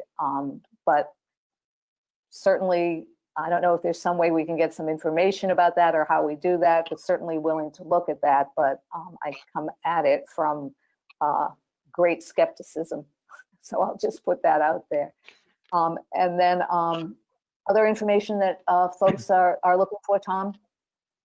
I just had a little different question, which is, what do we have to decide in order to prepare the 63 Main site for conveyance? Because we could leave ourselves some time, whether it's 32 or 42 or 50. I'm wondering, what do we have to do to prepare that site for sale, and what, if anything, do we have to agree on in the course of representing what the property will be? I think what we have to do is figure out, I think I think it was Scott who said this, or maybe it was Mark, I'm not sure. But we have to figure out how much property we want to reserve for the town, and then how much property we're actually going to sell. And so I think that's the question, Tom, is that once we figure out how much of the property we want to carve off for the town and save for the town, then we can determine what we're going to put out there for sale on the property. And I guess, part of that decision, I would think, is at least, figuring out, even if we don't have specifics, obviously the more parking, the more land you're going to keep for the town. So I think, they sort of go a little bit, they're dependent upon one another in terms of what we decide to do in terms of how much land we're going to keep for ourselves. So, Mark? Feels like, it would be fairly simple for, again, I don't think we need to be talking about parking spaces. It'd be pretty simple for an appraiser to be able to say, well, if the town wanted to keep X, number of acres or whatever, the value to you is X. If you want to keep, a little bit less, the value to the property is Y. That's all I need to know at this point in time, because I would like to keep maximum flexibility, but I don't know what the cost of that maximum flexibility is. So that would be my first suggestion, is we get somebody to do that valuation at various scenarios of property.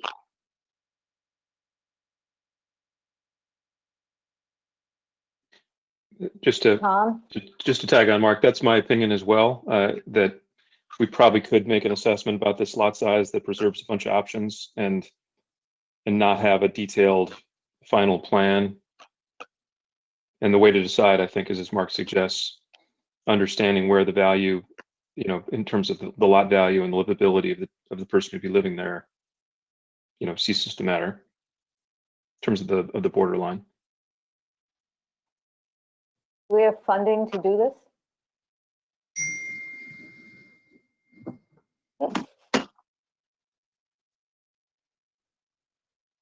Jody? I could maybe get a couple realtors out there, experienced realtors, who could give us some guidance on saleability with certain size lots and things. I mean, we can see what we can piece together to try to determine how big this parcel should be to sell, and leave your options open for the future. It'll be a fun project. I vote to do that. I think included in that, when you're giving scenarios for anybody to look at, is also the saleability and marketability with a road in the back.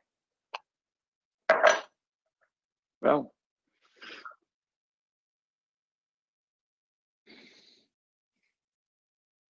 I think that's a part of it, Mark. Okay, I mean, yeah. We should not be going in trying to say, well, there could be a road, there couldn't be a road. I would allow somebody to tell us what the implications of all that of all that are. I don't want to say there wouldn't be a road because I don't know what the cost of having that option is relative to the value of what somebody might pay for it. So it may not be your preference or my preference or anybody else's. But you know, if the cost of maintaining that flexibility is relatively low relative to what somebody might pay for it, then you know, I'd like to pursue that. But I don't think that's anything we have to decide tonight. I don't think we have to decide tonight. All I'm saying is that I think it's a factor that needs to be considered, or that should be considered when we're determining, you know, value and use of the property. That's all I'm saying, is that it should be factored in, one way or the, you know.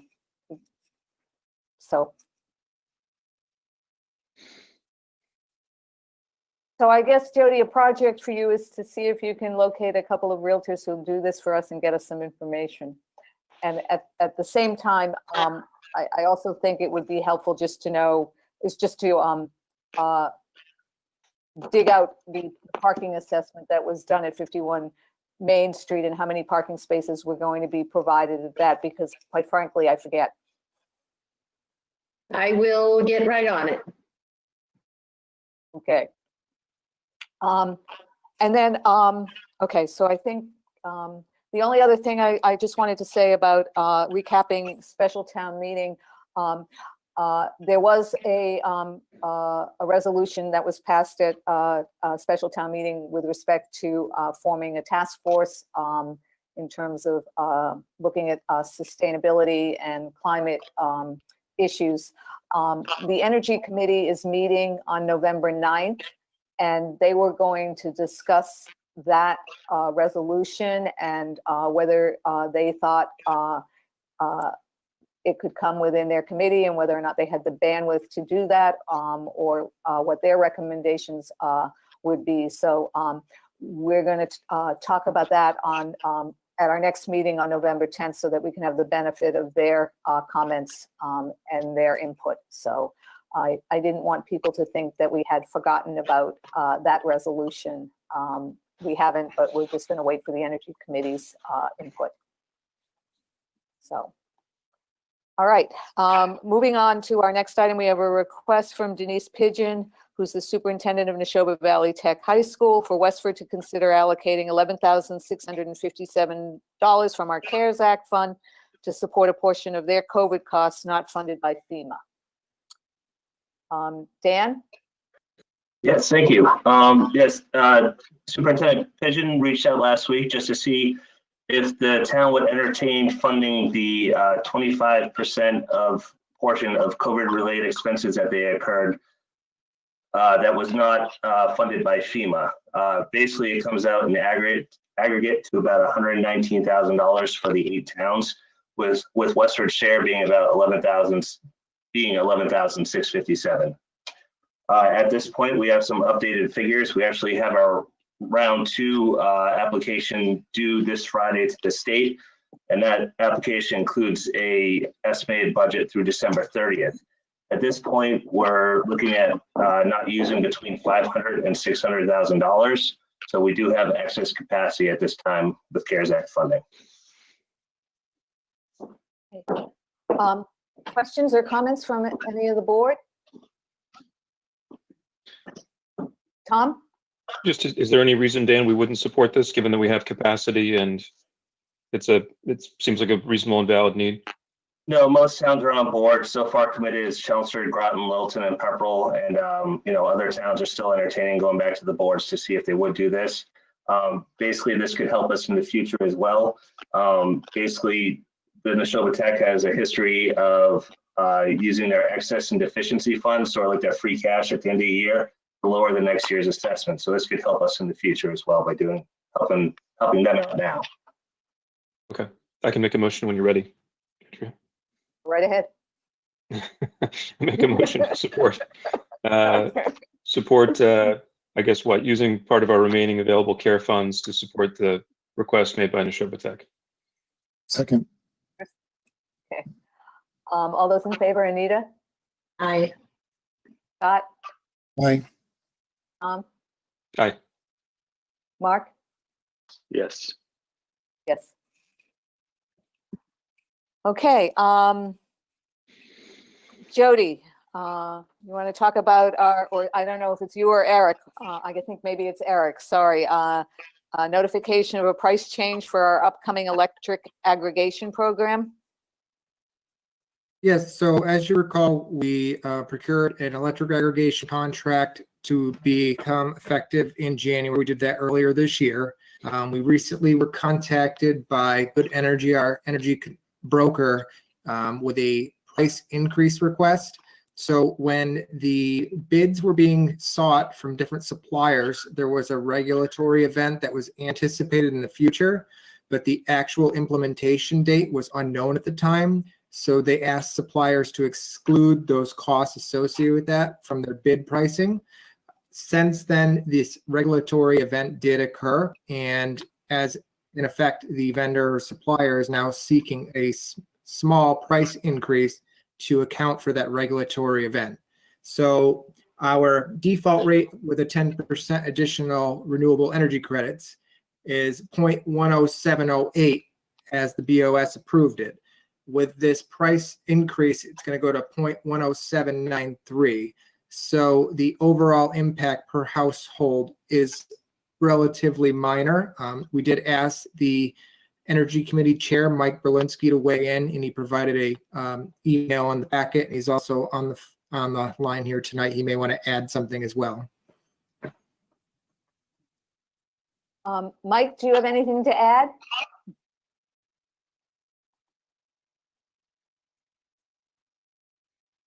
He's got his. Looks like he submitted a question. Maybe. Nothing to. Mike is saying he has nothing to add. Okay. All right. Questions from the board? Okay. Seeing none. Is there a motion? So moved. Is there a second? Second. Thank you. All those in favor? Mark? Yes. Tom? Aye. Scott? Aye. Anita? Aye. Aye. Okay. All right. Thank you, Eric and Mike. Okay, we are at our consent agenda, and we have a request to approve the following. A rally against question 2, ranked choice voting. The applicant is number 2 ranked choice voting ballot committee. The date is Saturday, October 31st from 12:30 to 3:30 p.m. And also on Town Common, an event community exhibition promoting Hope for 2021. The applicant is the Westford Girl Scouts, care of Katrina Municiello. The date is Sunday, December 20th through Sunday, December 27th, 2020. We have a request for sandwich boards for elections and town meetings. The applicant is Denali Delmar on behalf of the Westford League of Women Voters. The location is at Fletcher Fire Station 1, Westford Police Department, and all traffic islands in town. It's a request for blanket permission to place signs in front of the specified locations for all future elections and town meetings. And then we have a request for road closure request for the removal of 2 hazardous trees at 54 Tenney Road. The applicant is Jason Leck of Brightview Tree Care Services at 34 Tenney Road to 54 Tenney Road. That's the road closure on Saturday, November 7th from 7:30 a.m. to 3:30 p.m. Is there a motion to approve the consent agenda along with public safety recommendations? So moved. Is there a second? Second. All those in favor? Mark? I thought you to raise your hand. I'm sorry, what? Anita. I thought you to raise your Anita, hand. I'm sorry. I'm sorry. Well, I just typed it into the chat too, but I think we missed an agenda item that we can come back to after this, since we've been You Oh, would, you're you right, would we make a did. very good clerk. I don't think so. Oh, I do. You're right. We will go back to that Better one than in a the current minute. one. I apologize. Okay. Yes, yes. I did have a question though, actually, before we Okay. vote. Yes. So the blanket request from the League of Women Voters, do we have other ones that are just kind of similar like that or to that? I can't think of any, but the league has done this before in terms of making a blanket request so that they don't have to come back to us for each election and each town meeting. Okay. Okay, Tom? Just a small point of, I'm wondering if the ranked choice voting ballot committee, do we need to have a Westford resident sort of care of, or need to know that if someone's making a request that it's a Westford resident, or is that not really required? I'm sorry, I was laughing at Mark swatting a fly away. There was a fly. It's the fly. Sorry. I think, I don't know, but I thought that I can't remember, and I don't have it in front of me. I thought it was a Westford resident who did put her name down as the contact person. Does somebody have that in front of them? Eric or Jody, do you have the paper copies in front of you? There is someone, the email address is just a good general one. It's not associated with an individual, but there's a phone number and a Westford address listed for their mailing address. Okay. Yeah. Thanks. Okay. So I think we had a motion and a second to approve the consent agenda. So, Okay. all those in favor, Anita, Aye. Scott, Aye. Tom? Aye. Mark? Yes. Aye.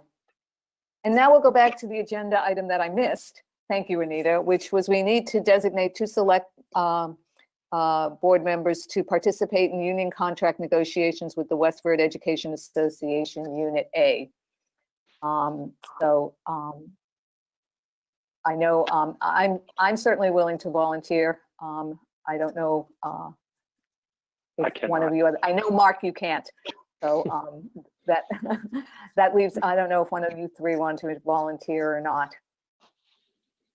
I can probably do it if you'd like, if it's useful to have the. I'm going to be there by myself. Okay. Is that okay with everybody else for Tom and I to do it? I don't want to jump on anybody who wants the slot. Do you want a motion, Andrea? Sure. So I'll make a motion that we appoint Andrea and Tom as our representatives to the negotiation with what's the union name? Westford Education Association. Westford Yeah, thank you. Education Association Unit A. Unit A, thank you. You're welcome. Is there a second? Second. Second. All those in favor, Mark? Yes. Tom? Aye. Scott? Aye. Anita? Aye. Aye. Okay, board reports and updates. Anybody have any board reports or updates? Okay, seeing none. Town managers report. Yes, so I wanted to announce, this really hasn't been publicly announced too much yet, but that the town, we did apply for a grant with other neighboring communities back in June. We did not receive the grant, but we just were awarded the grant in September. It's a Mass Community Development Block Grant, coronavirus for micro enterprise businesses and public social services. So we received the grant in the amount of $320,000. We are working with the other towns to coordinate, and we'll be releasing a public statement in November. But this is great news to help our local businesses. And the Economic Development Committee is assisting us along with the Westford Business Association. So I just wanted you to know that good news. And then I have requests for approval of purchase orders, Sanofi Pasteur for flu vaccine in the amount of $40,066.92. Colonial Municipal Group for a 2021 Ford F-150 F-150 for the Animal Control Department, the amount of $28,651.80. Contracts, Green Mountain Communications for the purchase of equipment and construction of the new communication tower at the police station in the amount of $246,010. And Patriot Properties for fiscal year 2022 through 2024, real and personal property data collection services in the amount of $122,100. Tie and bond for year 3 of our stormwater program assistance and illicit discharge detection elimination program in the amount of $46,700. Is there a motion to approve? Scott, are you making a motion or asking a question? Question, do we have to approve the grant? I mean, sometimes we have to say, yes, we accept gifts. Is that true for this grant, or is that assume we want it? I don't think it's necessary, but if you'd like to vote to accept it, why not? Sometimes we have to, and sometimes we don't. So But go ahead and make a motion. I make a motion that we accept the grant and award the invoices, contracts as outlined by Jody. Second. There's a second. Any questions or concerns? Okay, seeing none. All those in favor, Tom, Aye. Scott, Aye. Anita, Aye. Mark? Yes. Aye. Is there a motion to waive reading of correspondence? So moved. Is there a second? Second. We're going to do it by raised hands. All those in favor? Okay. Is there a motion to adjourn? So moved. Is Second. there a second? All those in favor? All right. Thank you, everybody. Thank you all who tuned in. Everybody stay safe, be healthy, and everybody have a safe Halloween. Good night, Westford. Good night. Aye. Good night, John Boy.